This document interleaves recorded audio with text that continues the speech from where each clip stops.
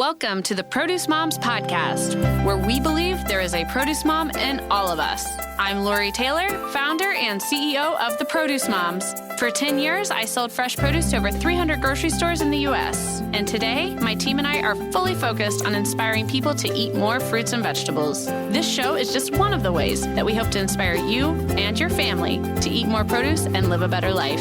If you like what you're hearing on the podcast, join our community of almost 40,000 in all 50 states and over 30 countries by visiting theproducemoms.com/subscribe. And be sure to subscribe and leave us a review on iTunes. Thanks for being here. Enjoy today's show. Welcome back, everyone. This is the Produce Moms Podcast, and I'm Lori Taylor. I'm the host of the show. I love this show. I say that every single week, but it's so very true. Today's guest is Ashley Hawk. She is the host of How Healthy Happens. She has her master's in nutritional science, very qualified in all things nutrition, diet, lifestyle. And she's got this amazing show that's just recently launched on Food Network. And I'm so honored to be connected with her. And I must say a big thank you to Nicole Tal, who has been on this show before. She's with Duda Farm Fresh Foods. Nicole was actually the one who introduced Ashley and I. And she said, you two really need to meet. This woman, explaining to me, she's like, Ashley has this show. She's all passionate about nutrition. And she's taking such a unique angle with her passion because despite having that medical background where, this master's in nutritional science and all of her studies in the nutrition space, she's extremely passionate and focused on making sure that people have that supply chain transparency and understand where their food comes from. And the title of her show, How Healthy Happens. And likewise, once Nicole met Ashley, it was like, oh my gosh, there's a woman you must meet, Ashley. Her name's Lori Taylor with the Produce Moms. And here we are. We actually met the first time I met Ashley. She was flying home from Indianapolis. And those of you who've, paid attention to TPM stuff, that's my hometown. Very proud to be a Hoosier. And Ashley was visiting family in Indiana. And we were trying to figure out a way to meet up. And it was like, you know what, Ashley, I'll just meet you at the Indianapolis airport and we'll have a cup of coffee before your flight. And I think that we had so much fun talking. It was like, okay, Ashley, you got to go. You might miss your flight now. But with that said, Ashley, so glad you're here. Welcome to the broadcast. Welcome to the Produce Moms. Just introduce yourself and say hello.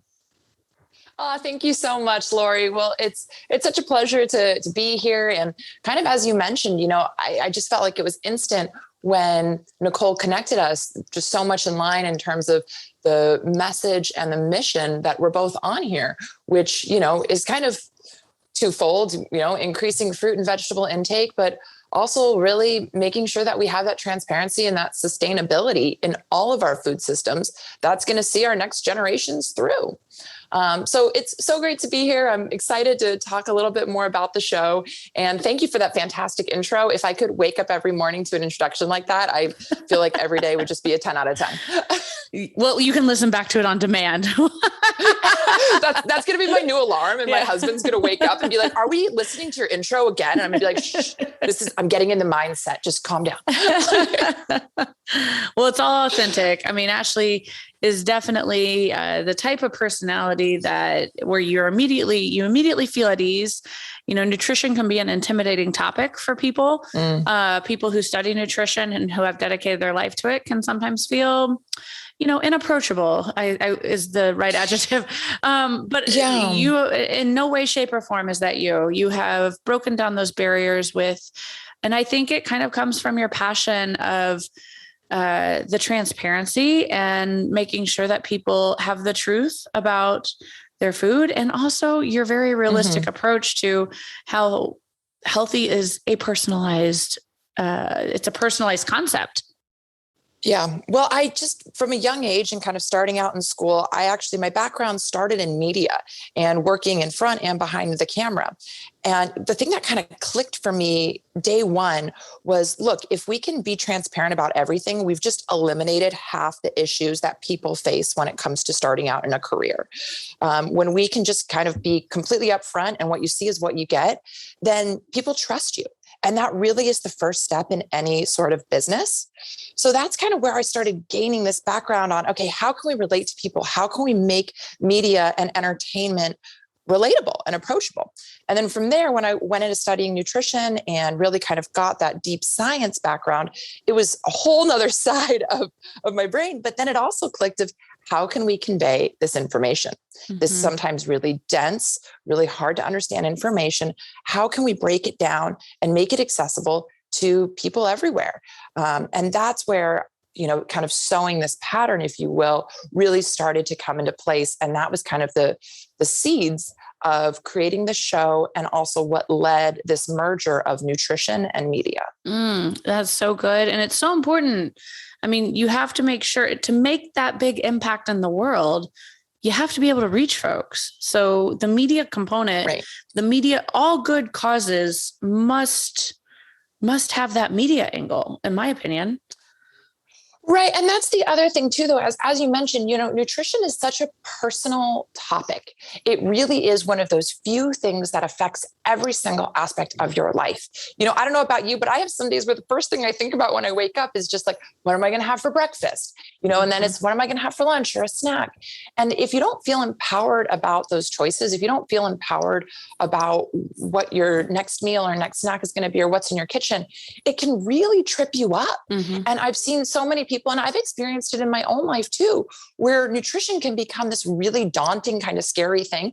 And it's almost so much so that we shut ourselves off from even thinking about it. It's like we see a package at the store, or we hear all these different things on social media, or, in the news. And it's like, I can't even decipher any of that. I'm just not going to start. Sure. And when I meet people like that, or I have some clients like that, and, that's the first thing that we try to break down is, how can we make you feel empowered about nutrition? How can we break this down to a personal level? What's going on with you?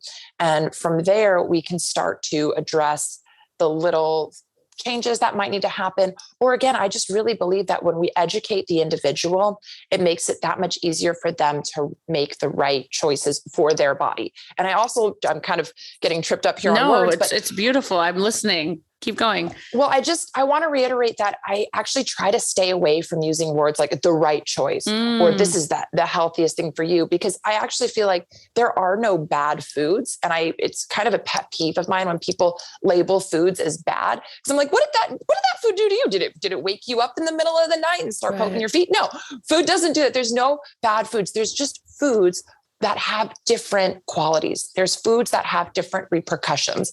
And then being able to figure out what is the right food for you? That's what we're trying to get at. Another analogy that I like to give when people are kind of saying that good food versus bad food is, I'm like, if we were to go to a starving city somewhere, a third world country, or where there's poverty, I'm willing to give those children whatever it is that it takes to get calories in their body, and whatever it is to take to get them fed. Now that's different than what we need to give to somebody that might be struggling with type 2 diabetes and they're trying to learn to eat less sugar.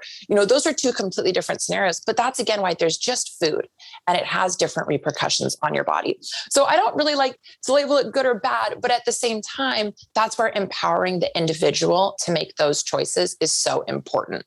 And this kind of does tie into, how healthy happens, because I also believe that how healthy happens is completely individualized for each person. There is no one size fits all. Oh, wow. Okay. Well, let's dive into that. I mean, so first of all, before we talk about the show, I want to commend your comments there. And I do think that, as someone who has essentially committed my entire professional life to the sale, promotion, marketing, and inspiration behind fruits and vegetables, which is the pinnacle of all things healthy and wellness. Like, I wholeheartly believe that fruits and vegetables is the start and the finish line of your wellness journey. But I definitely, gosh, your commentary about how it's almost like that food shame, you know what I mean? Like that, it is so real. Like, people can wake up and feel like, you mentioned your sentiments thinking about breakfast. People can also wake up and have really crappy sentiments about what they ate last night.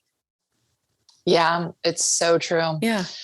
Yes. And I think, my mission kind of in school, and as I now practice as a media spokesperson, with my clients, with the show, increasing fruit and vegetable intake is, again, as you mentioned, kind of just the bottom line. It really is actually also the mission that got me into nutrition, was kind of seeing this lack of availability of fresh fruits and vegetables and wanting to increase the opportunity for people to not only be able to purchase them, but feel more excited about it and then know what to do with these, fresh fruits and veggies once they're in your home.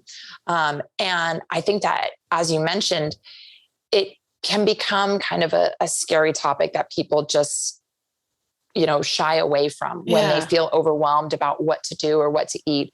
And sometimes it even requires digging out of that hole before people can start to feel that enthusiasm about, oh my gosh, I get to step into my kitchen. Sure. I just went to the farmer's market, or my delivery just arrived. I can't wait to see what's in there and then figure out what to use. And this again comes back to that education component. If people can see how easy it is to prepare, to do that at-home cooking, to get into the kitchen, bring the family in, and then incorporate those fruits and veggies, that is, again, as you mentioned, just the pinnacle. And I love that concept of the first and the last line in terms of health and wellness. Start and finish line of that journey for sure is the produce department. But so let's talk about your show. I mean, it's really, Ashley, I so enjoyed listening to you share more about your role, how you've brought this show to the Food Network. It's amazing. So congratulations. It's a new show to the network, but I want you to be the one that explains it. The title of the show is How Healthy Happens. And Ashley is the producer and the host. Well, thank you. I don't know if you can hear it, but it's whenever someone mentions it, I just get this big smile on my face. Yeah, you could hear it because it's kind of been like, it's like my baby, I'm so happy that we've been able to see this through to fruition. And what makes me even happier is when I'm talking with people that have seen it, or when I'm talking with clients and brands that we're able to bring into the show. And it's just been one of those things where we've been able to work really hard. But the bottom line is we never waver in what our message is, which is we only work with brands and we only convey a message that is sustainable, ethical, and healthy above all costs. And, there are times where my husband could see me kind of starting to get stressed out and wanting to maybe cut some corners on things. And he's just always said, no, bring it back to your mission. This is health promoting above all costs. And that's the thing, is we want to make sure that this is a message that's really helping people. Every episode, we kind of break down some different tips and tricks that allow you to live your best and most efficient life. That was kind of the tagline that we came up with pretty much on the spot, where, as a working, busy professional, I found that sometimes it was just hard to make the time, and I needed things that were efficient and effective. And I had a really hard time finding those resources. So that's kind of what inspired us to be that resource. That's so good. And I think that's definitely something everyone can rally around, which when you're putting out a new show, launching a new media effort or platform, oh my gosh, that is the absolute goal. How can we cast a wide net where everyone feels like they're part of this? So tell us more about, for people who haven't seen it, let's talk a little bit more about how they can tune in, what they can expect. Tell us just a little bit more about How Healthy Happens. Absolutely. So our first episode aired in October, and then our 2022 episodes are going to be coming out starting in January. But along with that, you can also watch it on Roku TV. And we have a few of the segments that, we're most proud of that are up on YouTube. So you can find that if you go to howhealthyhappens.tv. And you can also find it through the Making It Media page. That's the production company that I work with that's kind of brought this all together. And of course, we're available, on social media. You can find, through my Instagram page and through the show's Instagram page, a little bit more information about it. That's great. Good. So I know that, as you talk about things like sustainability and transparency, this has to include farm visit, boots on the ground, pushing on different stakeholders within the supply chain that are essentially making healthy happen, or making healthy accessible for everyone. But what kind of episodes, can you share any more about what kind of things are coming up in terms of the content? Absolutely. Well, so, the way that we kind of have, I gave you a little background on the baseline of the show, and how we always try to put those values first. And, I always like to start out each episode, and whenever we have guests on or we're talking about a new product, is asking them the question, how did healthy happen for you? And for, it's an ongoing thing, but what was kind of your first step? What was your in the right direction? And I feel like that usually just kind of kicks it off, and we're able to not only hear about other people's experiences in their health and wellness journey, but we're also able to find out about some of the game changers that are actually changing the landscape quite literally, in terms of the produce market and what people are finding.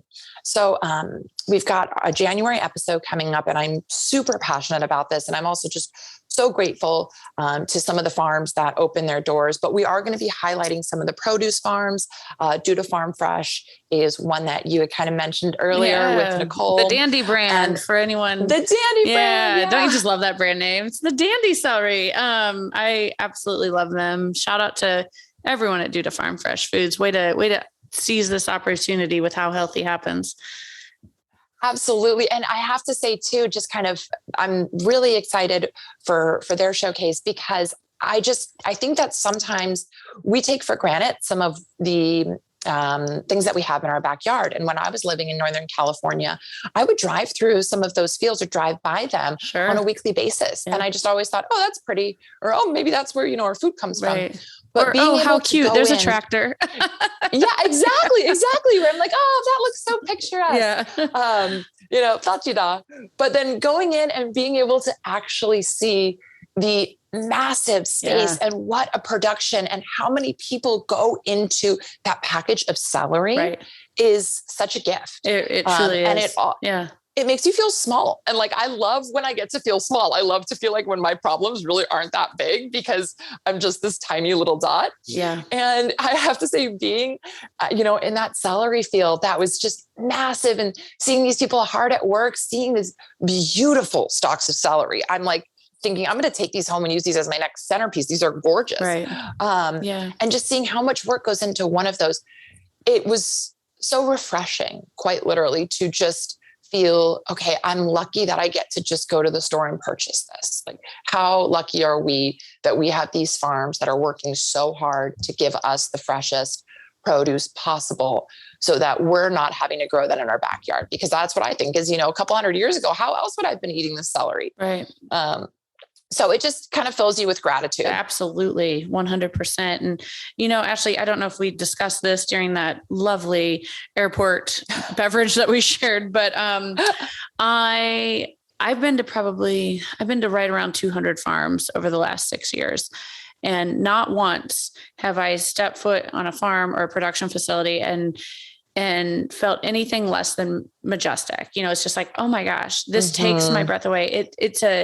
It's this phenomenon, it's just like, it's a phenomenon that they are able to farm at scale, and the amount of people, the amount of technology, the amount of safety protocols, all of the things that are in place, yet I can still walk into a grocery store or a convenience store pretty much anywhere in this country and buy fresh food at a price point lower than any other food that's available in the entire grocery retail setting. I mean, it blows my mind. So I'm such a fangirl of what you're doing, because it's needed to be done on the scale of what you're doing. I mean, it's needed to be a part of Food Network for a long time. I mean, this is amazing.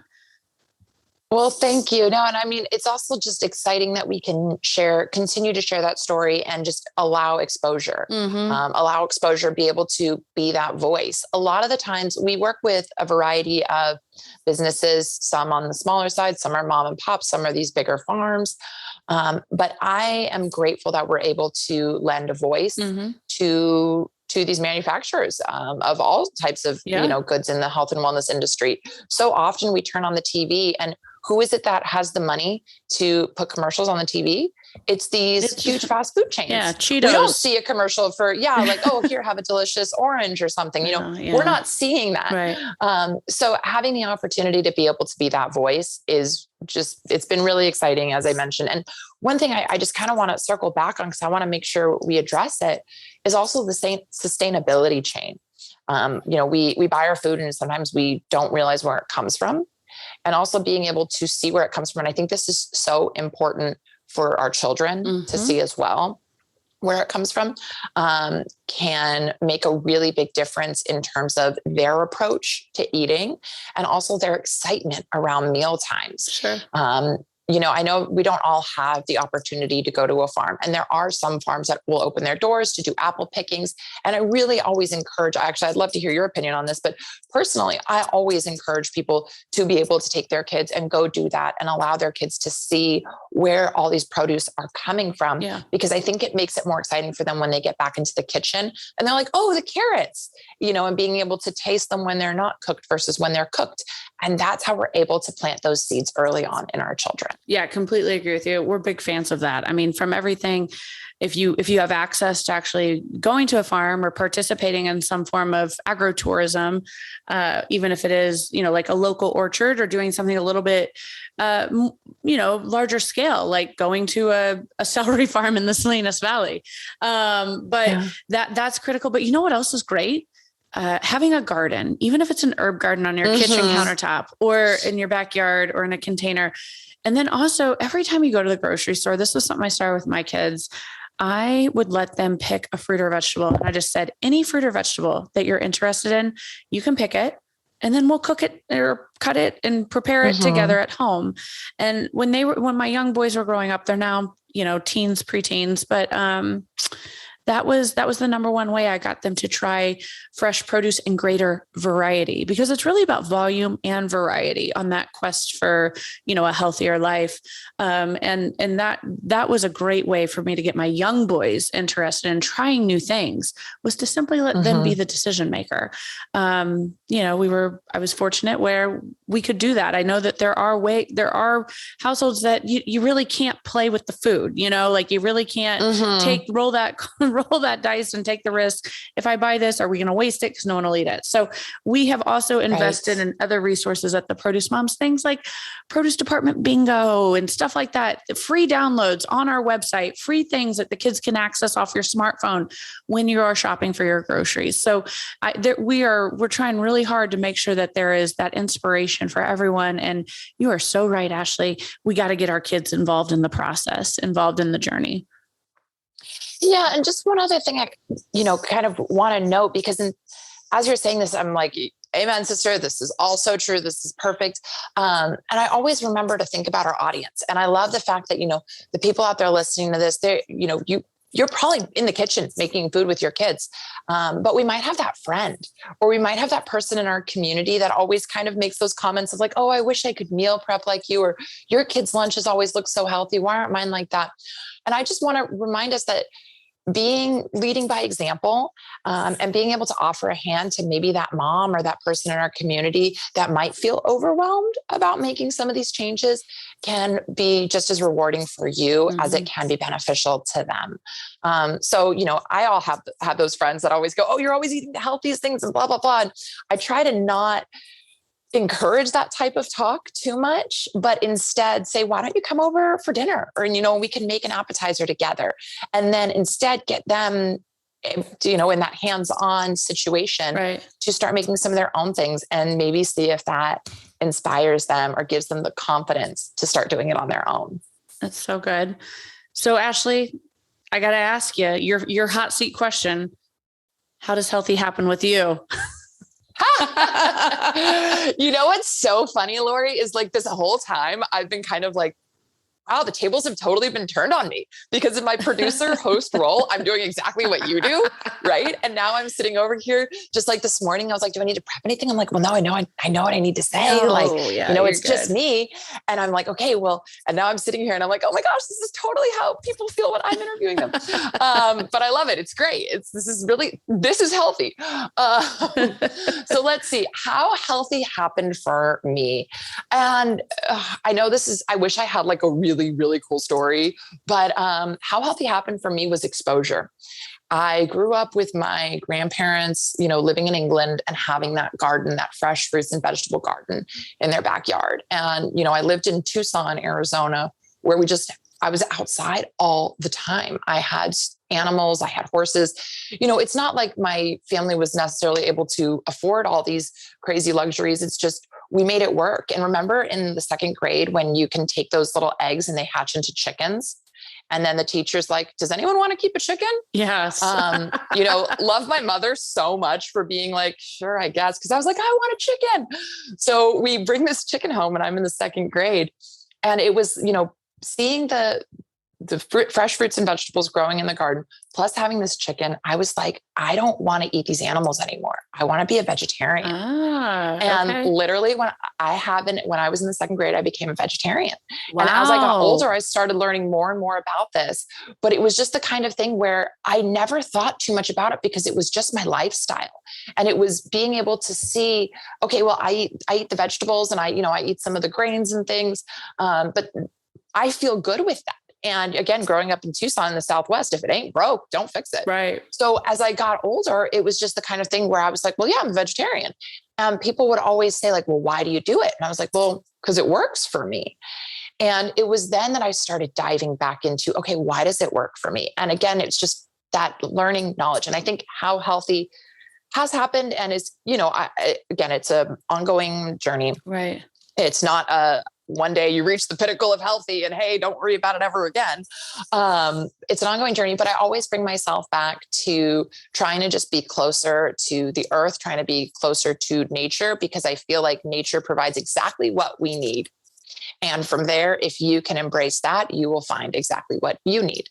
And that for me was more of this plant-based lifestyle, and being able to feel at one with, where my food is coming from. And that knowledge has really helped me. Now, I also just want to do a quick caveat that I do not necessarily promote a vegetarian lifestyle. I'm just telling my story. No one in my family is necessarily a vegetarian or vegan. And I believe that, again, everything is completely personalized, but that's my journey. Yeah. And shout out to my mom for being cool with me, at the second grade. Second grade. Yes. Yeah. And she did such a great job too. So that's also why I'm so passionate. And I love your podcast because everyone has a produce mom in them, as you mentioned, and being able to foster that for the younger generations is so important, because my mom was the one that said, okay, well then you have to learn how to get complete proteins. So she was the one that sat me down and said, all right, you're having peanut butter with whole grain bread, or you're going to have this whole wheat pasta with some edamame. She always made sure that I was still getting exactly what I needed. Wow. So shout out to all our produce moms. That's right. Yes. And cheers to your mom. That's amazing. And that's not easy to do when you're, in the trenches of raising a second grader.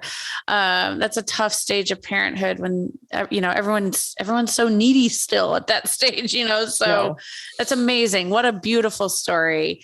So any tips or like must have know all you've dedicated such a huge part of your life to this. And really, Ashley, you are exactly where you're meant to be. As a second grade little girl, you're making this plant-based leap and this has been part of your soul for a long time. So, but you've studied it and now you're a host of a hot new show on the Food Network that's on this topic. So I'd love for you to share with our audience now, like, what's one thing people can do today, or what's one of your favorite tips and tricks? Totally. And my tips and tricks, I try to do where there's almost no cost involved. So these are things that you can do today that can start helping you to feel better. And,